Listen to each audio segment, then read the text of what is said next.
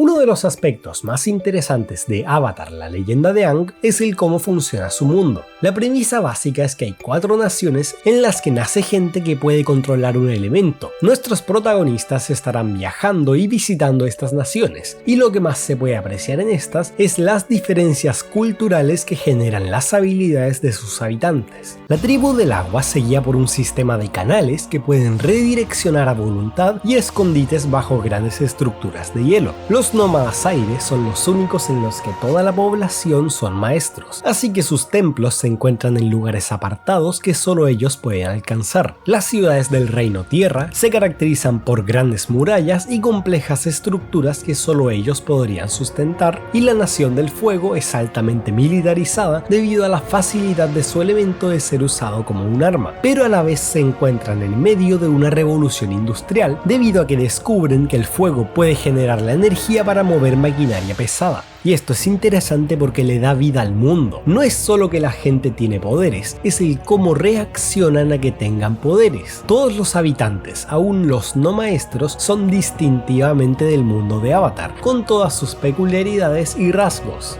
Y esto es, a resumidas cuentas, la construcción de mundos o el world building. Para una definición más clara, la construcción de mundos es el proceso de armar un mundo ficticio con elementos coherentes. Es hacer que cosas como la historia, cultura o geografía muestren las consecuencias de los elementos ficticios. En Avatar, los elementos ficticios son la capacidad de controlar los elementos y el planeta en el que viven, y la construcción del mundo es el cómo cada elemento afecta el cómo vive la gente y cómo se distribuyen en el mapa. Pero luego hay series como El hombre en el castillo, que es igual a nuestro mundo hasta introducir el elemento ficticio en el que el eje ganó la Segunda Guerra Mundial en 1946, y luego toda la serie va de las consecuencias que esto trajo al mundo paralelo. O Ready Player One, estableciendo un futuro en el que todo el mundo cambió a causa de una compañía y un producto ficticio que crea una nueva forma para que la gente interactúe. Aunque la mayoría del tiempo este es bastante ligero, las ramificaciones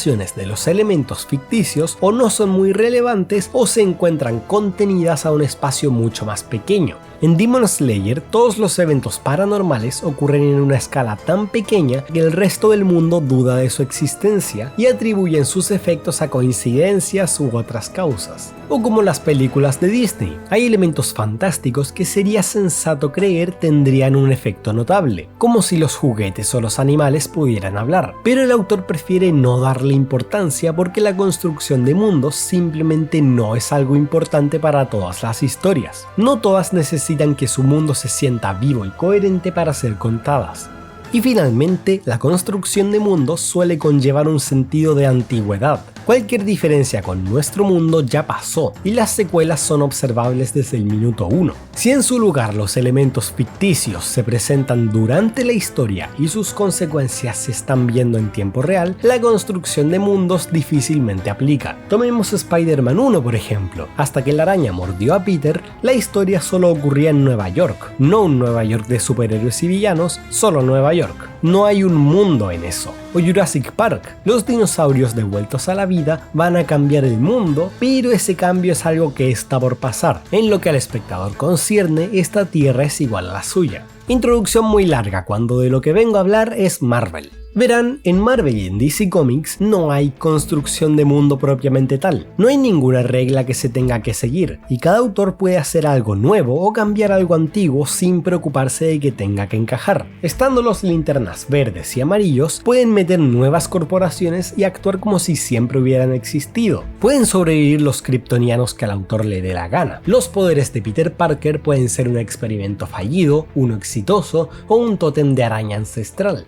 Y los dioses que existen y los que no cambian en cada iteración. Eso es el mundo de los dos grandes del cómic, y tal como revivir personajes constantemente, a nadie le agrada mucho, pero es parte de cómo funciona cuando tienes a decenas de personas manejando sus propias historias con sus propias metas. Pero hubo un cambio. Estas dos franquicias suelen tener problemas vendiendo los resets. Eventualmente alguien hará que se conecten ambas historias y los fans lo saben, pero hubo una historia en la que de verdad estaban proponiendo algo desde cero, que no conecte con nada anterior y por primera vez en mucho tiempo tenían la oportunidad de construir un mundo. El MCU era esa oportunidad. Me lo vi completo hace unos años y lo seguí hasta Endgame, pero revisitándolo últimamente me doy cuenta de que pasé por alto qué tanto las películas en la fase 1 establecían conexiones entre ellas. No hablo de Nick Fury diciendo que va a armar un equipo, hablo de Capitán América empezando con mitología nórdica, o que el accidente que creó a Hulk era una iteración del experimento del super soldado, en el cual trabajó Howard Stark, que dejaría su conocimiento para la creación del reactor ARC y el nuevo elemento que lo completa. Y se me hace raro pensar que tienen tantas conexiones a nivel básico, porque a la hora de ver la película sí se sienten como historias completamente diferentes. Capitán América existe sobre sus inspiraciones en películas de guerra y los elementos de superhéroes se ven a través de los lentes de estas, mientras que en la película de Hulk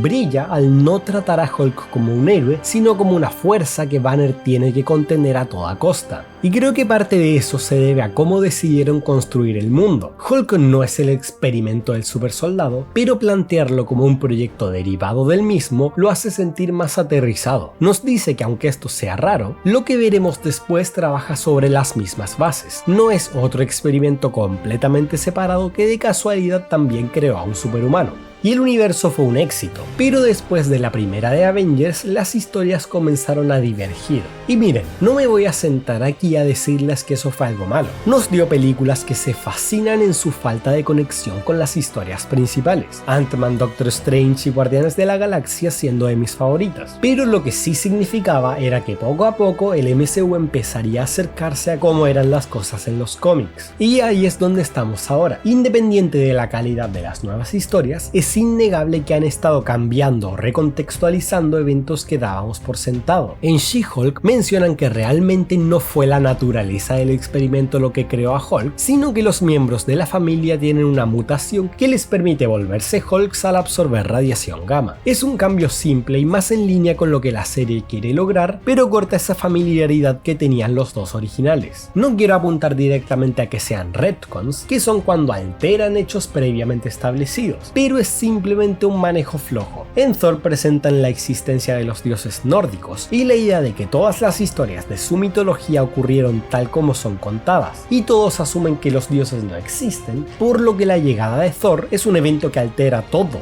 Avanzamos unos años y sale Eternals para cambiar las cosas. Y mi problema no es que contradiga algo. La mitología que estableció Thor no implicaba que todas las demás fueran falsas. Dejó abierto para que tarde o temprano llegaran nuevos personajes aún más diferentes. Mi problema es que la película realmente no parece muy interesada en las implicaciones que trae. Algunos Eternals se supone que son los que inspiran a ciertos dioses, pero las historias que hay de ellos son tratadas como cuentos o chistes. Ella sí es Atenea, pero no es la hija de Zeus, el cual es completamente real y no un Eternal. Y este sujeto sí es Ícaro, pero su historia fue inventada y probablemente termina rara, siendo que Icaris sigue vivo para cuando la cuentan. Gilgamesh no se llama Gilgamesh porque les importa hacer una referencia a la épica de Gilgamesh, sino que porque los autores necesitaban un nombre que denote antigüedad y presencia en la historia humana. El contexto histórico que nos dan es tan limitado que nos muestran que Gilgamesh derrota a un toro, el toro se llama Enkidu y de ahí todo el resto de la épica es completamente inventado. ¿Saben de qué va la original? Va sobre la pérdida de un amigo, la búsqueda de la inmortalidad y el entendimiento de que ésta solo traerá sufrimiento. ¿Y saben qué decide hacer la película con un contexto tan conveniente para su trama? Nada. Literalmente nada. Ni con Hefesto siendo desterrado del Olimpo, ni con el cuento de Ícaro sobre el orgullo y la autoestima. Las identidades de los personajes y su rol en la historia humana existen dentro de una burbuja extremadamente pequeña, y a la película realmente no le interesa usar su trama para hacer un poco más de construcción de mundo. Podrías reemplazar a cualquier Eternal con cualquier otro dios y la historia seguiría igual. Recuerdo momentos como el primer encuentro de los Vengadores. Todos tenían trasfondos completamente diferentes, pero el mundo estaba tan bien construido que se nota que todos tendrían formas de dirigirse al otro en base a la fuente de sus poderes, como Tony tratando a Steve como una rata de laboratorio y Steve tratando a Tony como un cobarde, mientras que el interés de Eternals por explicar cómo encajan en este mundo y cómo se relacionan entre ellos se limita a un chiste de que Thor los admiraba. Y tal vez estoy exagerando, tal vez la mitología del MCU no es tan importante. Pero no es solo la mitología, ya vimos cómo eso afectó a la fase del multiverso, en la que aún siendo tan simple haber conectado todas, haciendo que cada película describiera una iteración diferente del mismo multiverso, cada una se fue por su cuenta y terminaron creando el mismo concepto múltiples veces. Y por como yo veo las cosas, ya llegamos a ese punto en que la construcción de mundo deja de importar. Los personajes con poderes ya no son una instancia especial, no tienen que seguir un tema o apegarse a una filosofía de diseño, ya ni siquiera es necesario explicar de dónde vienen. La gente puede solo tener poderes porque sí, y siento que en eso se pierde parte de la magia, porque por más que lo intenten, no hay como volver atrás. Una vez la construcción de mundo se cae, es muy poco probable que se pueda armar algo igual de bien establecido. Bueno, eso fue bastante negativo. Lo que siempre digo, esto no es un video sobre MCU malo, es solo un vistazo a uno de mis aspectos favoritos que creo que se perdió últimamente, pero no querría irme sin dar al menos un ejemplo positivo, por lo que le vamos a echar un vistazo a la construcción de mundo de... Porque la construcción de mundo no tiene que ser solo la mitología o una historia alternativa, puede ser algo tan simple como nadie es especial. En el mundo de los increíbles, los poderes son solo un factor genético, se nace con ellos, no vienen de un químico o una deidad, solo los tienes, y la consecuencia de esto se puede apreciar viendo las entrevistas a los héroes. Y tenía un vaso de limonada, y lo que yo quería era una paleta de limón, y en mi mente pensaba, paleta. Y cuando me di cuenta, la limonada se congeló. Nadie es especial. Uno lee qué es de cada héroe, el cómo llegaron al oficio y cómo son en su identidad secreta, y todos son gente normal. Lidian con su trabajo, sus relaciones y sus problemas. Llegan a ser héroes por motivaciones simples, como que un amigo se los recomendó. Me llamo isobárico. Digo, ¿alguien sabe lo que significa isobárico? ¿Sabes? Ni siquiera yo estoy muy seguro de lo que significa, pero no estaba registrado, así que pensé, oye, creo. ¿Sabes qué? Eso no suena tan mal. Y cuando uno de ellos muere, la mayor tragedia no es el cómo queda el mundo sin ese héroe, es la vida que dejan detrás.